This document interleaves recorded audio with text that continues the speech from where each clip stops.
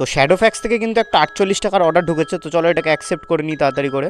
তো অর্ডারটা কিন্তু আমাকে পিক আপ করতে যেতে হবে এখান থেকে 2.8 কিলোমিটার। আর ড্রপ ডিস্টেন্স দেখে তো ভাই আমি অবাক হয়ে গেছি। ড্রপ করতে কিন্তু আমাকে হাওড়া ব্রিজ ক্রস করে যেতে হবে যত দূর সম্ভব, কারণ ড্রপ লোকেশনের ওখানে কিন্তু লেখা ছিল যে হাওড়া। রয়েছি আমি ফুলবাগানে, আর এই অর্ডারটা নিয়ে কিন্তু তাহলে আমাকে আজকে হাওড়ায় যেতে হবে। তো চলে এসছি এখন সেই দোকানের সামনে। জোম্যাটোর অর্ডার রয়েছে, কোন দিক দিয়ে নেবো দাদা? জোম্যাটোর অর্ডার আছে, জোম্যাটোর অর্ডার 87 স্যান্ডউইচ আর পাপড়ি চাট। তো চলো অর্ডার কিন্তু কালেক্ট করে নিয়েছি এখান থেকে। এবার এটাকে নিয়ে কোথায় যেতে হবে সেটাই দেখার বিষয়।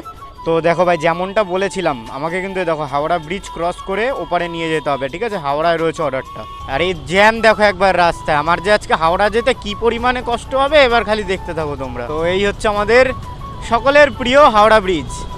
ও চলে এসছে এখন আমি কাস্টমারের লোকেশনে, তো কল করে নিয়ে আগে কাস্টমারকে একটা।